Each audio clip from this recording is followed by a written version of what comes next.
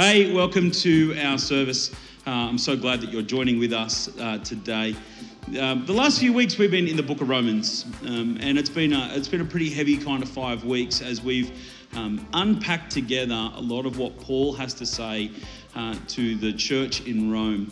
And a lot of this is around kind of heavy theology and unpacking, I suppose, the depravity of man, and then you get to the second half of chapter 3, and you see this incredible grace of God that stands in such beautiful contrast to the darkness of the prevailing world and just the destruction of man. And so we thought as we get into this week that we would stop our series in Romans, by which I mean we'll pause this week in Romans and hear of a testimony of God's grace that kind of, for me at least, unpacks a lot of what Romans is all about. This morning we're going to hear from Yormi, who's a part of our community of faith. We heard from his mum a few weeks ago, Martha, and her story of God's incredible grace in her life as she moved towards Australia as a political refugee, and just hearing God's great provision for her. And so this morning it's a real privilege to introduce you to Yormi. Yormi, good morning. How are you, mate? Good morning, mate. How are you?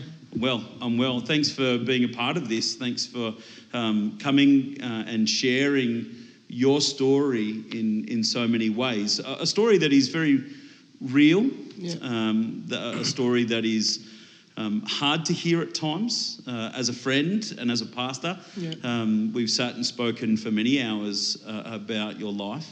And some of this stuff is pretty hard and pretty raw. So I appreciate the fact that you are here and willing to kind of share.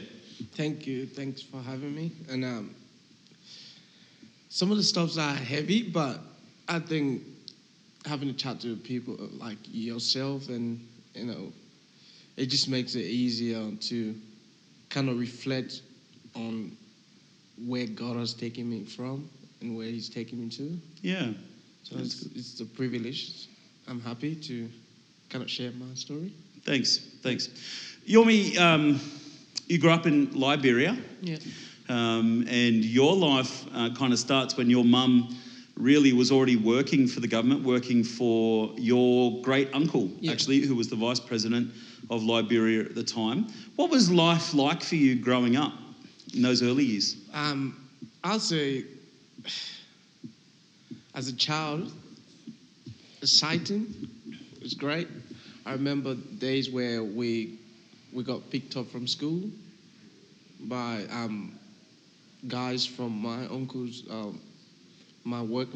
work staff. Pick us up after school. We went to uncle's house and we watched TV and had the best day after school, and it was great.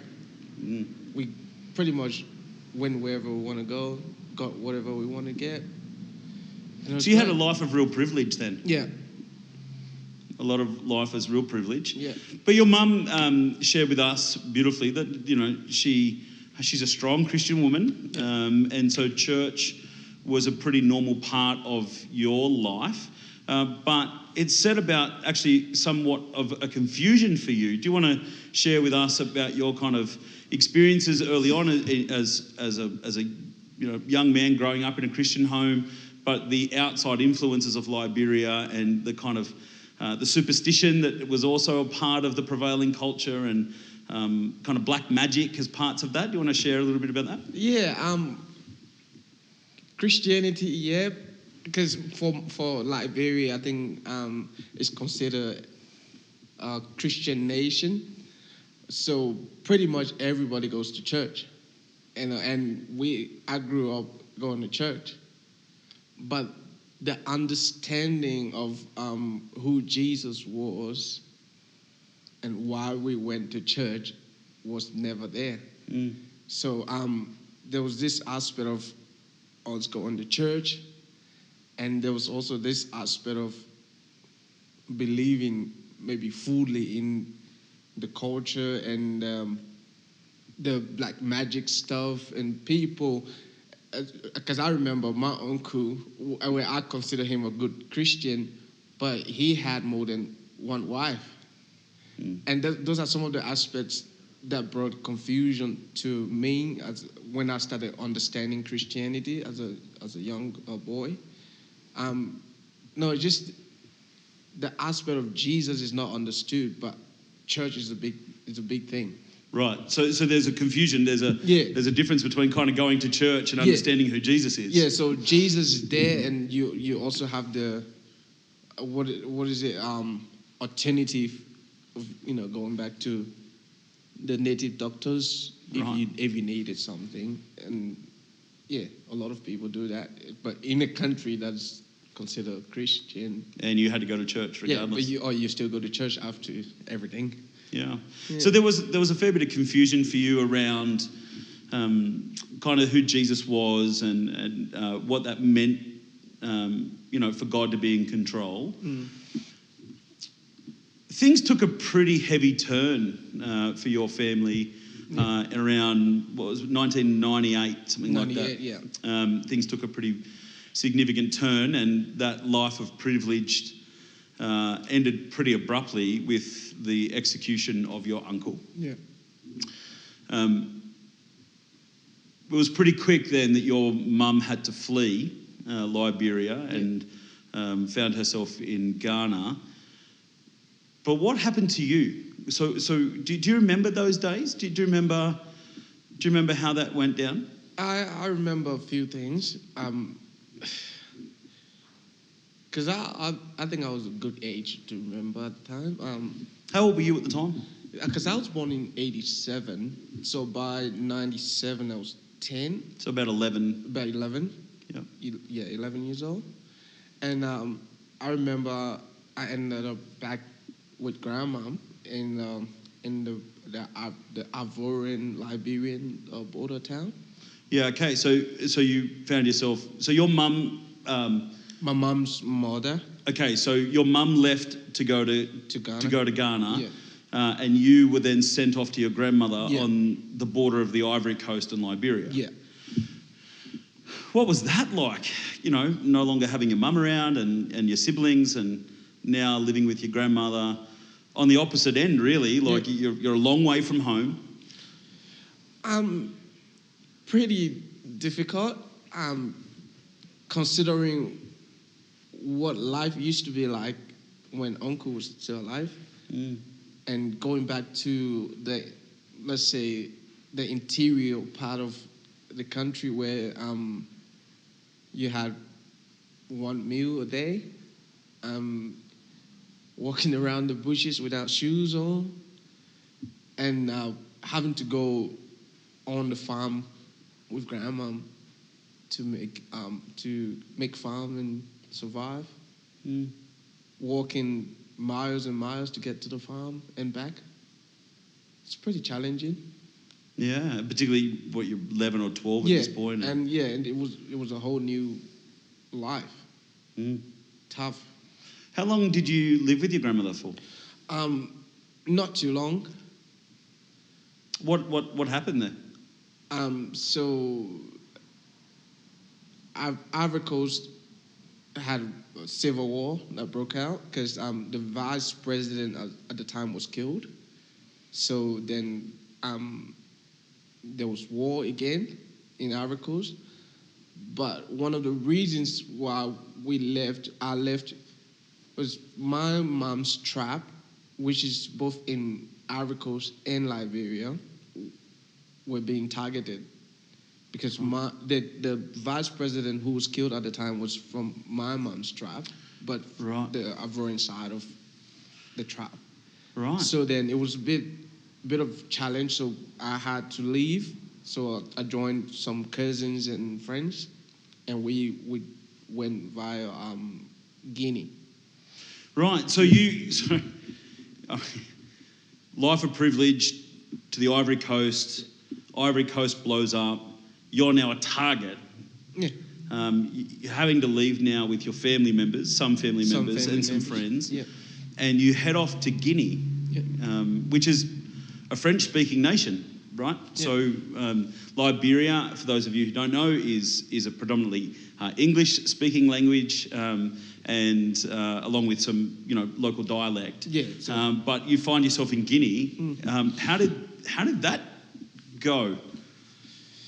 I think Guinea was, of all the places I've been, Guinea was one of the toughest places to survive, especially as English speaking people, because the French in that part of Africa really are nice to English speaking people. And I remember when we crossed into Guinea, the first border town we entered into, it was all barricaded with by the army, and they wouldn't allow anybody to enter, even though there was war going on the other side. And they asked us to pay 10,000 their money each. That's the only way you could cross from that side of the border to the first town. And we, as young boys, really young age. How old were you at the time? Because that's in 2001, 2002. So you're like 13? 13. And we sat there like, we got no money. We want to survive. We haven't worked before in our entire life. How do we pay $10,000? And they detained us for hours and hours, and we kept begging. So, however, they let us in to the first border town, and we spent a couple of nights in the square, in the market square. And then there was a truck picking up refugees from the border to the transit point, and we jumped on board. Yeah, and so you jumped on this truck? Yeah. And where did it take you? We went to the transit point, but things got really hard. And some friends said, now we got to go and find food, because you have to go through all this registration process before the UN can take you from the transit point to the actual refugee camp, right? Which was a whole long process. And we in this transit point, there's no food. We've got nobody to ask for food. We're in a very strange village where people there don't understand English. They only speak French. And at the time, my French was not too good to survive. Yeah. So I had friends who brought the idea, can we just go towards Sierra Leone and see if we can get some food? Sierra Leone also has a border with Liberia and Guinea. Yeah. They have common borders. Yeah. So we jumped on a bus to Sierra Leone border. I think the village is called Kenema, and that's where we spent some time getting some food. Because there they speak English, the Sierra Leoneans speak English, so they understood us well, and we survived there for maybe a couple of weeks. Right, so you were there for a couple of weeks? Yeah, and then we joined him back to the refugee camp. Back in Guinea? Yeah, and we did a proper registration and got in. And the whole time, you have no parental kind of care. You've got no one really caring for you. You're with a group of cousins and friends who are the same age as you, right? Yeah. So you're all kind of 12 and 13 years of age. I think the eldest among us at the time was 15. The eldest was 15, and here you are trying to survive at every point along the way. Yeah. Well, it's pretty full on. You then head back into Guinea, and looking forward to getting into the refugee camp. Yeah. But that was pretty difficult, wasn't it? Yeah, you just couldn't walk through because they had gates from the actual town to the refugee camp. And before you walked through those gates, you had to go through a proper registration process, which could take hours, or if you're lucky, or maybe days. And so it took you days to get through. So how, like in that border town, so in that town before you headed into the refugee camp, this is when things kind of really get kind of the beginning of it getting really dark. You boys had to try and survive. Yeah. How did you get food? We there was time where we had to work. We call it contracting for people. Like we went into bushes and cut woods and sow them. And if you're lucky, people get the woods off you and give you some money. Or if some people are nice, they give you food instead of money. And some people just wouldn't give you anything. They just get them off you and go, oh, they just are refugees. We're giving them anything. They got no authority to back them anyway. So, there was days where we went hungry. There's nothing. And those days that you were able to get food, what kind of food did they give you? Bugger wheat. Bugger wheat. What's bugger wheat, mate? It's this wheat, this brown-looking wheat. You usually use for pigs because apparently it's highly nutritious. But this food doesn't digest at all. So the only food that people would give you, so you go and work for them for a day, they'd give you food, and the food that they gave you was food for pigs. Yeah. That's how they treated you. Yeah. And there was some days where we had to steal from people's farm. Yeah. Get into their farm and dig up sweet potatoes or cassava and eat them raw. Because you had to do anything to survive. Yeah. At that point, did you even contemplate where God was for you? Did you ever question why was this happening to me, or was it just simply kind of head down survival mode? I did a couple of times. I did ask, because all the time I was with Grandma, she talked about Jesus and talked about God being with us no matter what we went through. And here I am in the middle of nowhere, getting no help, got to do whatever I can to survive. Yeah, I did have this question in my head. Where is this God that Grandma talked about? Where is he? Why is he not helping? Why are we struggling? Yeah. And for me, sometimes I thought about, because mom was really the only parent I had, because apparently my dad left when I was 6 weeks old. Right. I never met him until I was 25. Right. So I sat down sometimes and cried, asking God, where's my dad? Where are my parents? Why am I struggling? Where did I go wrong? Yeah, so I did have those heavy questions in my head about whether God is really there. Which is a lot for a 13-year-old kid to be kind of going through, really. You eventually find yourself able to be in the refugee camp. Yeah. And you spent, about 9 years, 9 years in that refugee camp. Is that right? Yeah. So you, now with just a small group of friends, all the same age, finding themselves now in a refugee camp. Was there a sense of hope that things were going to get better once you had kind of gone through those big gates and walked into the refugee camp?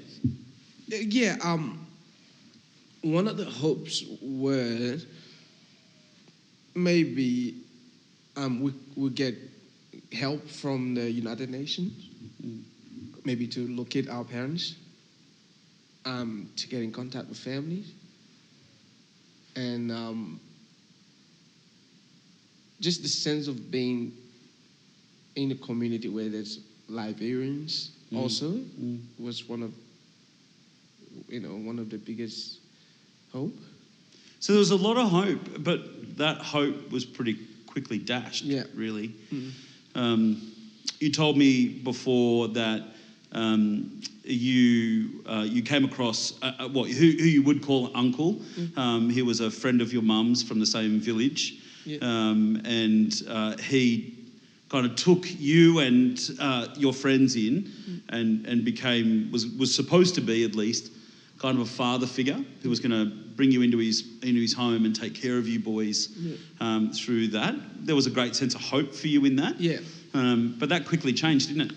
It did, because we had this relief. Now we've got a parental figure who will look after us and maybe protect us. But on the contrary, he was there for his own gain. There was times where we got ration from the UNICEF, like food, soap, and blankets, because it was pretty cold there. It was this Swami village area. They put a refugee camp, and when those things were given to us, he would collect them, take them from us, and sell them, and use the money to do shopping for him and his girlfriend, and we were left with nothing. Wow. And we did that for a bit, and we left his house, and I joined friends, and we started staying with friends, really, because I just couldn't go back. Couldn't go back. Yeah. So the one person who was supposed to protect you, he rorted you. Yeah, turned out to be not helpful at all. Yeah. And so for the next, 7 odd years while you were in that refugee camp, it was just this small group of friends staying together, finding places to sleep, trying to fight to survive at every point along the way. Yeah, so we had this gang of young boys. We just played soccer pretty much every day and all day, and got food whenever we could. Because ration was once every, I think, 2-3 months. Sometimes those rations never came anyway. But that's when we went there, use our head to transport people like rations to their houses, and we got maybe some of their rations in return for taking their stuff to their house. Yeah, so because the ration drop was quite a distance away from where the houses were. So you and your friends started this little entrepreneurial business on kind of carting goods on the top of your head. Yeah, so we became the transport vans.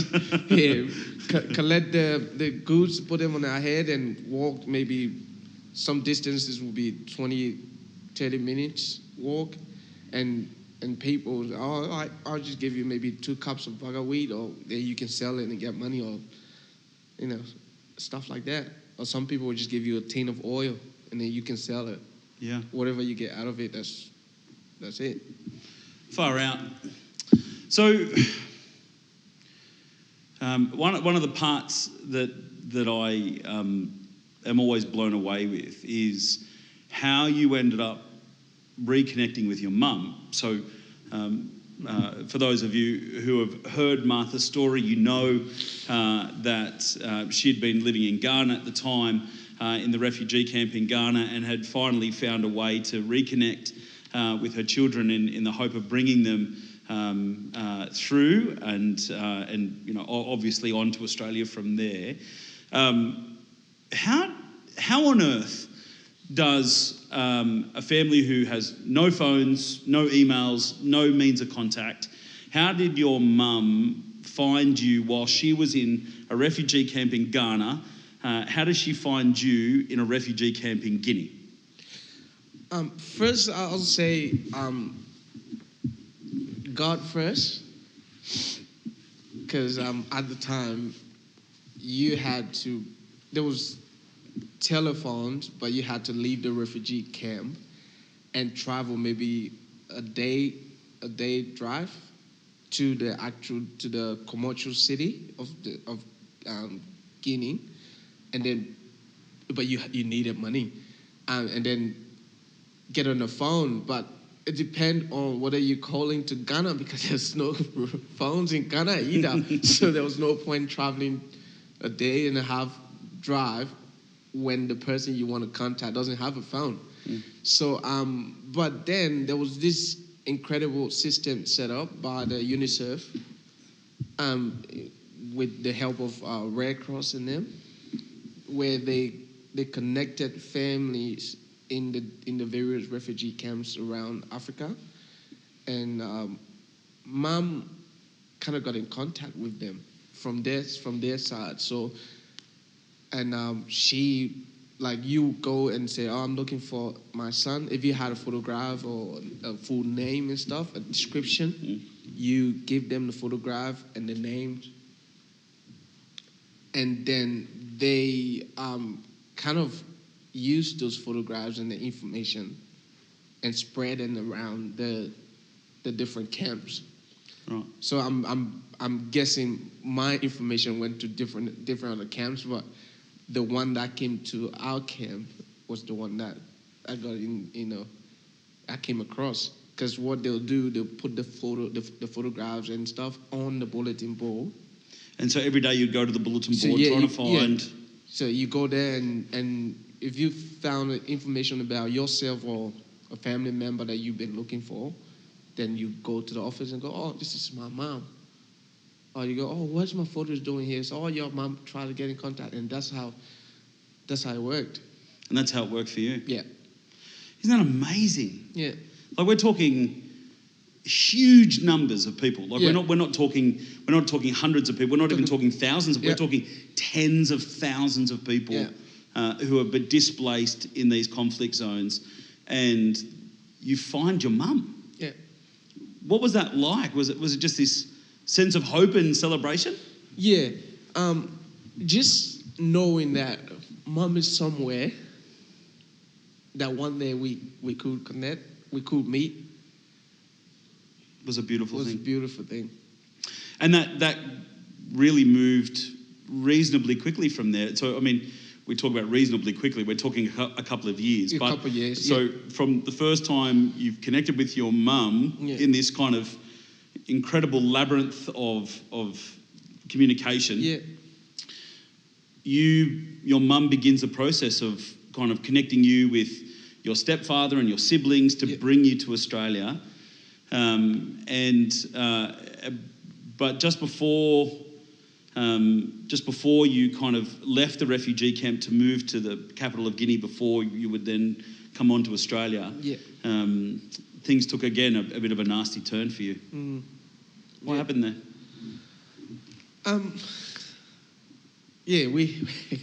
We had to go to Conakry, which is the capital. But then I think it's 2 days drive. But I don't like to talk about this one, but there was a lady who really helped us. You know, the boys used to go and we ate, because we used to hang out with some of her kids. She was like an auntie. She was like figure. an auntie figure. Yeah, we popped in there every now and then and ate whatever there, and maybe, just like, all right, we've got a older Liberian lady here, so we popped in every time. She was like, everybody calls her auntie, and but she was up to something else. And I remember just a day before I left the camp, she invited me over to come and spend the night with her kids. And what happened afterwards was pretty heavy. Yeah, she abused you. Yeah. She abused you. So, you know, with this kind of glimmer on hope, this auntie figure who had taken care of you along the way, again, someone who was supposed to take care of you. Yeah. And again, you just saw the total depravity of humanity. Yeah, I did. Again. And that kind of set you off, didn't it, really? You then move on to the capital of Guinea. Yeah, yeah. 2 days drive, and then you spend 12 months there, but there were 12 months of anger and pain. Yeah, I was very angry at myself, at everyone, at God. I'm just didn't know what to do. those days where I'll sit by the house and just cry. Because here I am, I've been through all that and hoping, all right, I'm finally connected with mom, getting out of this refugee camp. And then on my last day, that happened.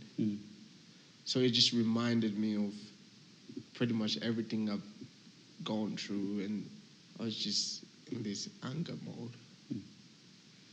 Yeah. Yeah, and there were some consequences for some of that, Yeah. for you. You then finally get that chance to board that plane. What was that hope, knowing you were coming to Australia at that point? What was, was there a sense for you that now leaving Africa, you could leave some of that anger behind? Was there any kind of hope for a future now, a different future for you? Yeah, it was a good feeling, knowing that I was coming to a place where, first, being close to mom after those long years, and also knowing that coming to Australia was gonna give me the opportunity to get back to my education and live a life full of hope. Yep. It was a big relief. That relief didn't last real long, though. Did not last very long. So you arrive in Australia, still angry at God, and still not interested in church, but at least you're with your mum. Yeah. And then what happened when you got here? Spent some time in the same house with mom, my stepdad, and my siblings. But every single day was a fight between mom and my stepdad. He would abuse her, and it was pretty hard for me. And one of the struggles were that I worked at the time, because when I came, I was on Centrelink for a couple of weeks and did not like it. So I started working straight away. And I was making maybe 1,200 a week. But my stepdad would collect this money and say, I want to save it for the family. And he was not just taking it from me, but all of my siblings, their Centrelink money, he would collect it and then give us something like maybe $100 or something for our own upkeep. And with the hope that he was saving this money to kind of bring it out, whenever the family needed something. But it turned out a year or two later, he wasn't saving the money. He was spending it. He was spending it. On himself. Yeah, and sending it back to girlfriend in Africa. So then I said to mom, I can't do it. Because first, I'm the oldest boy. I can't sit and watch you being abused every time, and I can't do anything about it.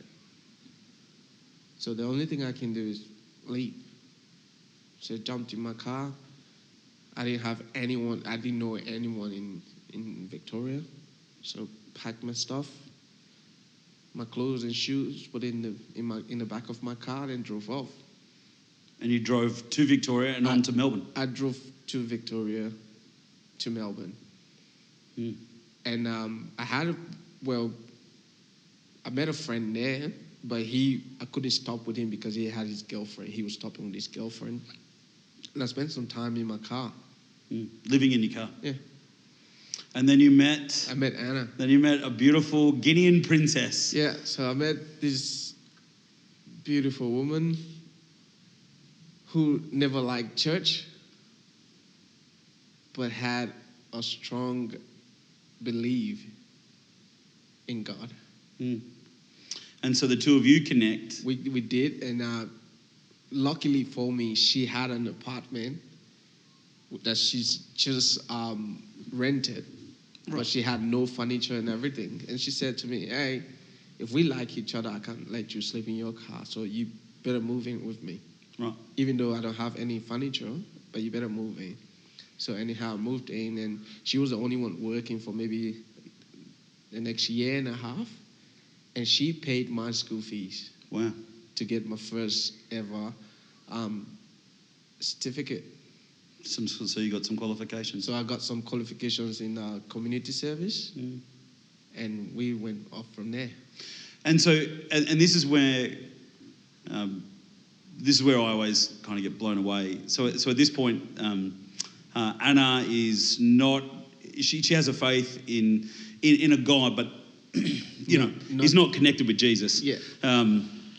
You have no real faith in God at this point. No. But Anna convinces you to go to church. Yeah. How on earth did that take place?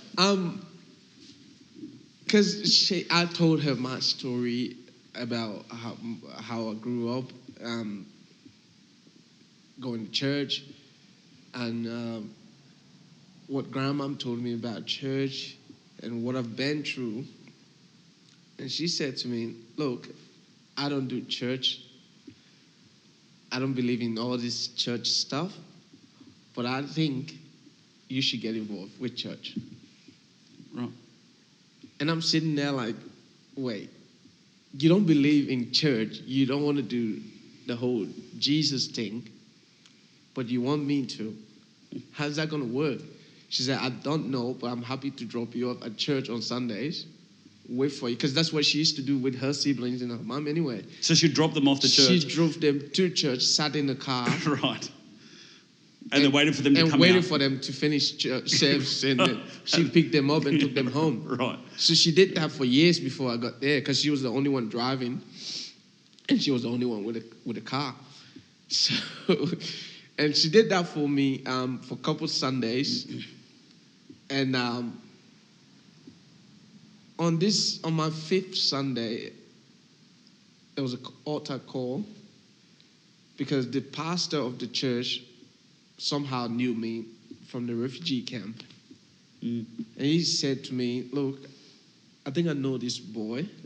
I know what he's been through. I think we all been on the refugee camp, and I know, his struggle. But I believe that God has a plan for him. He called me out. He prayed for me. And that's where, for the first time in so many years, I started reconnecting with Jesus. I really connected with Jesus. So the fifth Sunday was really the time in which you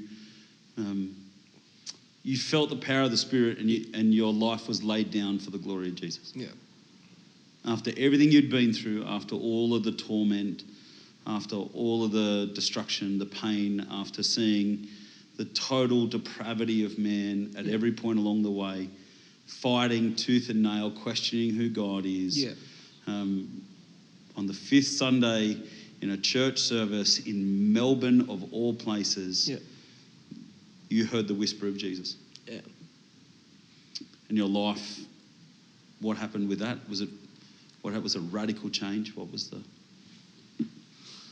It was. Yeah. It was a big change for me, really. It felt like, after all these years, now I know there is God. Even though I saw the evidence of his protection all through my life, because with all of what I've been through, surviving them and being in Australia was just one big evidence that God has been there all this while. Even though I was angry, couldn't see him because of the anger, but he revealed himself. He revealed himself. He took me through. What was that? What was that feeling like? Beautiful. Didn't want to stop loving him. Yeah. And you haven't? Nah.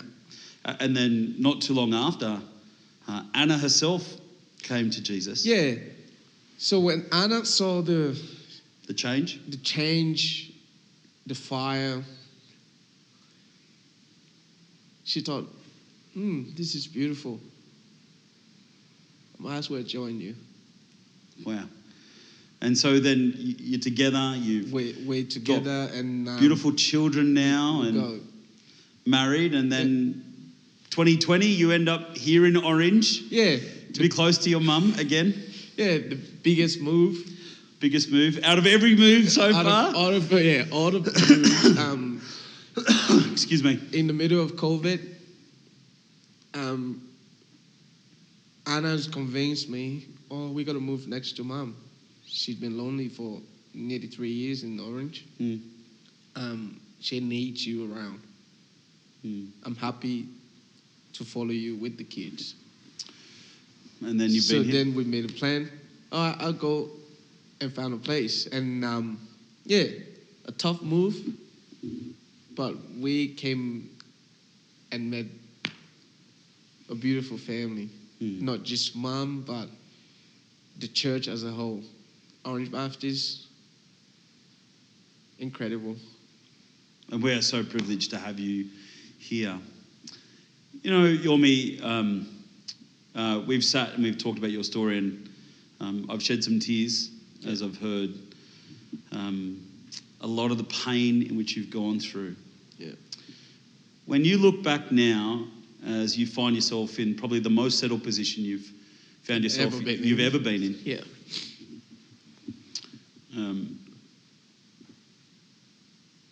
What does it mean for you to look back and see the hand of our sovereign God on your life?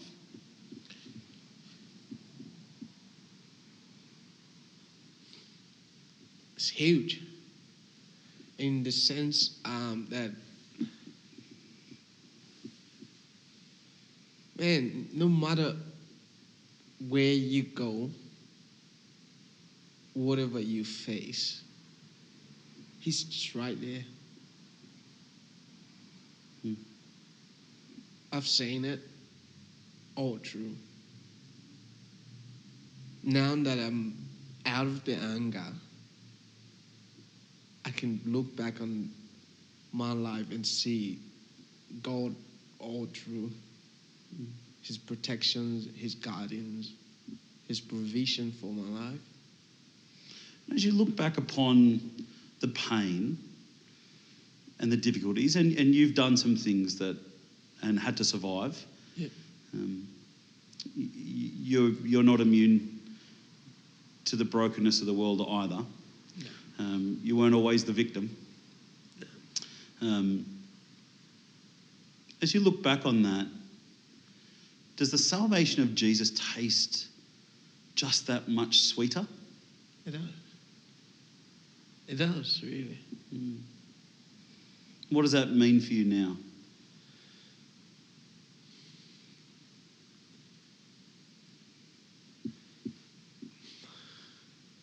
I just want more of Him. You just want more of Him. You just want more of Him. That's really all I can say. I just want more of Him. I just want to continue to experience His presence. Yormi, I'm blown away by God's grace on your life. I'm blown away by your love for Him and your desire to pursue Him. Thanks for sharing. I know this hasn't been easy, but I hope that we continue to learn the lessons that even in the midst of difficulties, God is good. Yeah.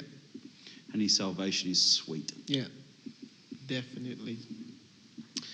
You know, church, we are blessed here at Orange Baptist Church to have a community of faith filled with people of these stories of God's grace. We need to keep exploring them. But you can see, as you listen to Yormi's story, the moving through the total depravity of man, through war in Liberia, war on the Ivory Coast, to human pain and suffering and through refugee camps and finding food and abuse and neglect, and then God's hand of grace connecting you to your mum. This causes for us, or at least it should cause in us, a desire to know more of him, to enjoy the sweetness of his grace, his salvation. And it causes us, or at least it should cause in us, a desire to worship him and to know him more, just as Yormi has said. So be blessed today, and I hope that you might stop and reflect, read back through Romans, get to the second half of Romans chapter 3, and celebrate the great news of our King Jesus.